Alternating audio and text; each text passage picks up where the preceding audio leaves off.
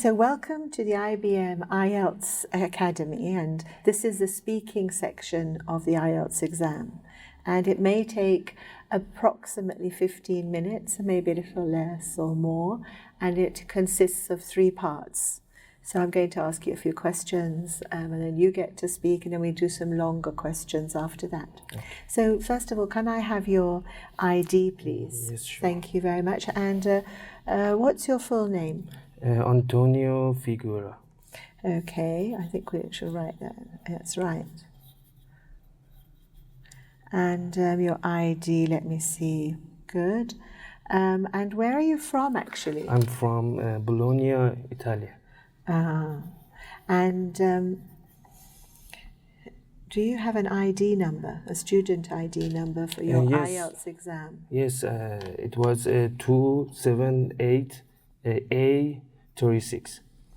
Good, thank you very much. Do you work or study? Actually, both of them. And currently, I studied in University of Bologna, and also work as a website designer. Oh, good. That sounds interesting. And how important then is the internet to you? Internet is so very much important because nowadays, specifically because of the pandemic, all of our lives it depends on internet actually, and specifically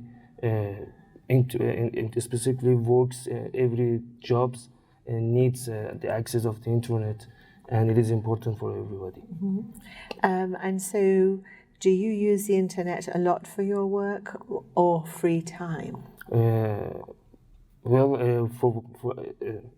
Firstly for my work, because I think approximately 14 or 15 hours a day I use it for my work.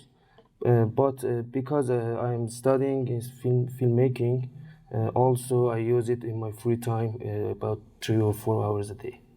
Thank you. Do you think that perhaps you use the internet too much? Might be. Some people tell me that, but as far as I know, nowadays everybody, I think, as I know, spend your time at least 6 or 7 hours a day on internet. It doesn't matter where and when you use it, or by mobile phone or by computer, but you use it in this way. How will the internet change, do you think, life in the future?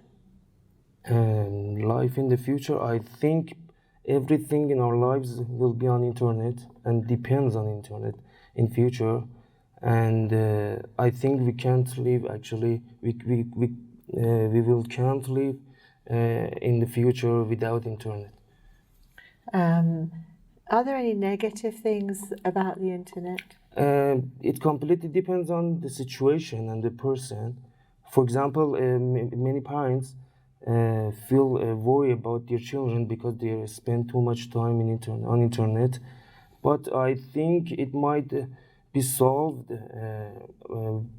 by educating people properly, not just don't telling them how to use the internet. Knowing the best way of using internet might be the case. Mm-hmm. Okay, thank you. Do you think that the internet should be have some rules and regulations to protect children, for example? Yes, absolutely. I agree with this claim.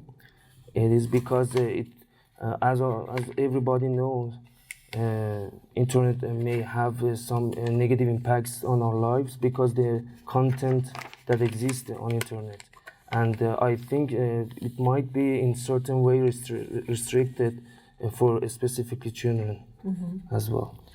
Do you think that one of the problems is that the internet is almost owned by some people, or at least a lot of social media, whereas if it was more even, then you would get more of a balance of good and bad? Yes, completely agree with you, because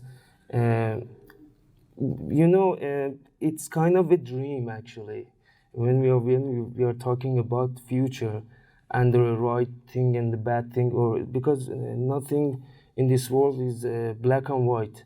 We always have the gray in between. And I think we should consider both sides, and we should kind of discuss this based on their effects and their causes, not just some hypothesis things we're just talking about. Okay, thank you very much. Okay, now we're going to the second part. We'll move on, and this is your cue card here. Thanks. Can I have a pen? Yes, you can. I'll give you a minute.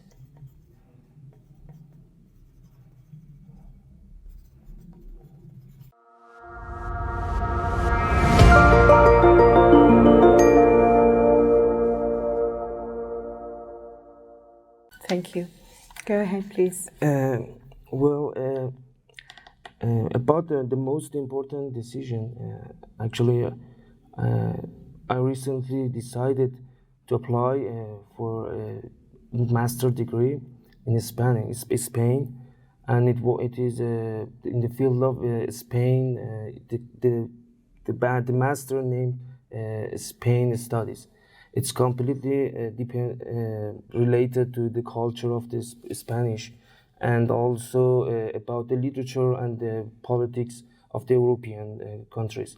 And the reason is that the reason was that I wanted to study as a filmmaker, but because I had the irrelevant bachelor's degree, I couldn't kind of manage these gaps, this gap between these two different fields. So I decided to apply for this specific master degree to kind of complete my gap, full my gaps between.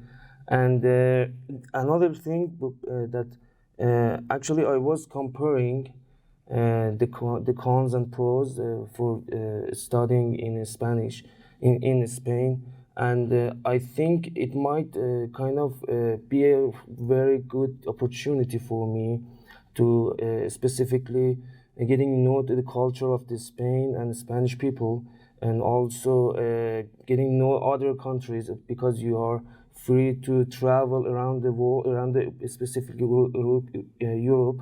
And the one of the best and positive points of this specific master is the second year of this study will be held in French, and it is very good to improve my French as well. And about the person. Okay, thank you very much. That's good, thank you. We'll go on to the third section now. Why is it difficult for some people to make decisions? As far as I know, I actually read it in some magazine that was telling that most people it's kind of a disease, I think, and most people struggling with the specific disease to making decision. Many people can't easily decide which way is better to go, and it's kind of annoying them continuously in their lives. I think it might be a good reason to kind of explain this situation that some people are facing. Thank you. How important is it to seek advice from other people when making decisions? I believe that generally it is the first step to make any decision in any field of our lives, because people are seeking advice. Seeking advice from specifically older people.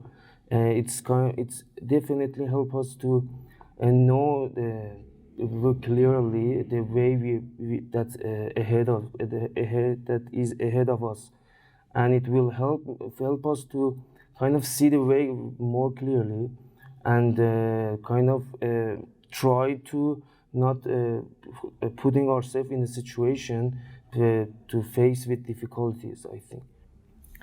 And why is it sometimes difficult to get advice? Can you ask it again? Why is it difficult sometimes to get advice? I think because some people don't want to show their weakness.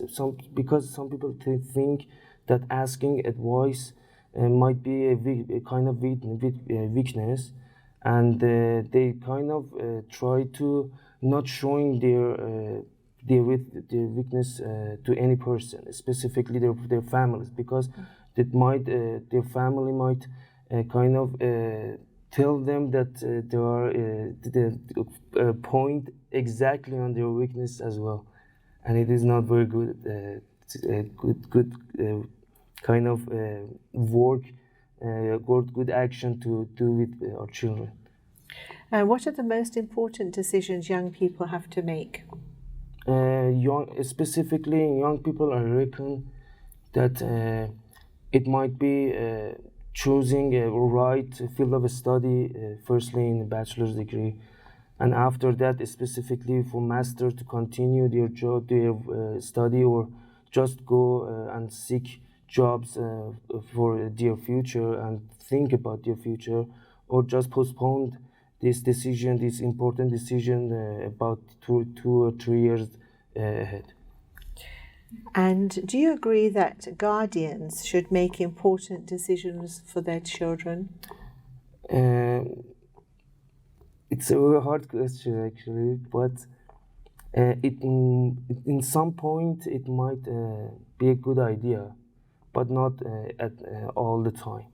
It must be, it should be in some specific situation, for some specific fields of children's life, because we have to kind of give children their a kind of a free atmosphere to experience free choice, and to experience that they are able to choose what they want, but we should just continuously observe them to not making very bad decisions.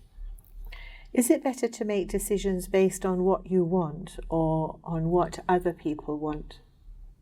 Obviously, it's better to choose what we want, because people around us there are a range of different type of people that exist and living with us, and it's not a good idea to continuously pay attention to what they want, because they just want something for their lives, not for our lives. And after for example, we made any decision based on their desires, and we faced with some difficulties, nobody is there to help us, and they just tell you it was your decision, wasn't our decision. Yes, thank you very much. That was a very good Thank you. IELTS, and it's the end of the examination. Thanks. And I'm going to give you some feedback.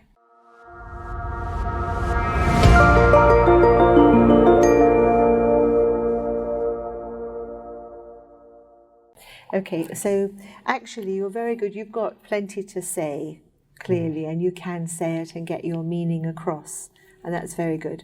There are very small things, like a little bit, which a lot of people make this error in using much instead of more. Mm-hmm. And a few times I think it was being hesitant to use vocabulary, which I think you know, which was about hypothesize, you know, but you just said hypoth and just sort of left it. And a couple of words like that, really because you weren't 100% sure. But otherwise your hesitancy was okay, was good. You had things to say. You used a lot of and, but. You could use other connectors more, because clearly you can speak very well, and you could just lift those up, use a higher level of connectors perhaps at times, just to be different. First of all, again, many people do make this mistake. Instead of the country, they want to say the language, the culture. So you introduce the country by the name Spain, France. But when you're talking about the culture, the food, you say Spanish or French. And when to use those, that's quite important. I think it's good to practice them a little. And you wanted to use pros and cons, but I'm afraid you said cons and pros instead of pros first. Always we use the positive first, so the advantages and disadvantages, the pros and cons. And in the third part, I really liked the use of kind of, because it sounds very natural and fluent. However, you did use it rather a lot instead of using another word instead of that, or another expression. So overall, though, I thought you were very fluent and you had lots to say. So I would give you a good 7.5. I think if you made a bit more complex links, you would lift yourself up to an 8, and no hesitancy, just say it as you've already said it. Finish it. Okay. You stopped once or twice. That's all. Thank you very much. Thank you.